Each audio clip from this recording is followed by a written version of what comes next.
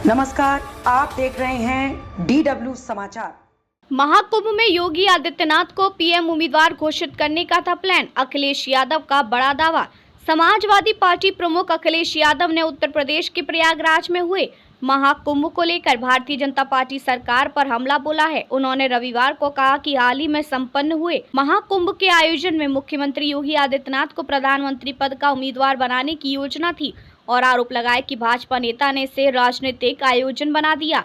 यादव ने यहां संवाददाताओं से कहा कि भाजपा इसे राजनीतिक कुंभ बनाना चाहती थी। यह धार्मिक कुंभ नहीं था। यह कुंभ श्रद्धालुओं के लिए नहीं बल्कि राजनीतिक उद्देश्यों के लिए था। पूर्व मुख्यमंत्री ने कहा, सुनने में तो यहां तक आया था कि कुंभ के आयोजन में यह तैयारी थी कि उनका नाम प्रधानमंत्री के रूप में घोषित किया जाए। उन्होंने यहां महाकुंभ 2025 के आयोजन में गंभीर कुप्रबंधन का भी आरोप लगाया। उन्होंने दावा किया कि क्या आपने कभी कुंभ के दौरान टीवी चैनलों को साक्षात्कार देते देखा है। यहां इस तरह की व्यवस्था की गई थी। इस पूरे कुप्रबंधन ने आयोजन पर एक बड़ा धब्बा लगा दिया है। यादव ने कहा कि भविष्य में आप और भी अच्छे से समझेंगे।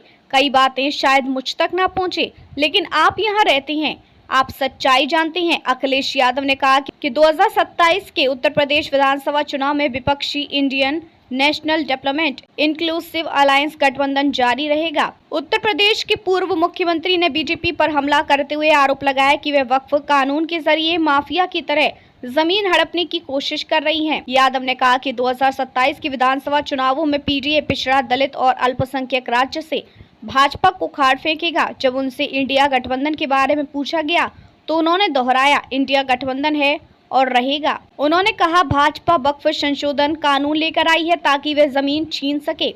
जहां भी उन्हें जमीन दिखती है वे उस पर कब्जा कर लेते हैं। उन्होंने भाजपा को भूमाफिया पार्टी करार दिया। यादव ने सत्तारूढ़ पार्टी पर नोटबंदी और जीएसटी, माल और सेवा कर के जरिए लोगों का पैसा छीनने और आरक्षण के अधिकार को कम करने का आरोप लगाया। राणा सांगा पर सपा सांसद रामजीलाल सुमन के बयान को लेकर पूछे गए प्रश्न पर उन्होंने कहा कि जो इतिहास एक दूसरे को ऊंचा नीचा दिखाए, जो इतिहास हमारी प्रगति को रोकता हो, उस इतिहास को इतिहास ही रहने देना चाहिए।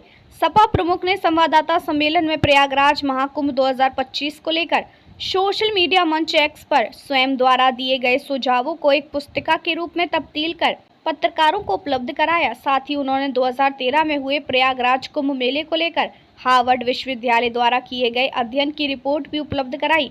अखिलेश यादव पार्टी के प्रदेश अध्यक्ष श्यामलाल पाल की पुत्री के विवाह समारोह में शामिल होने प्रयागराज आए थे।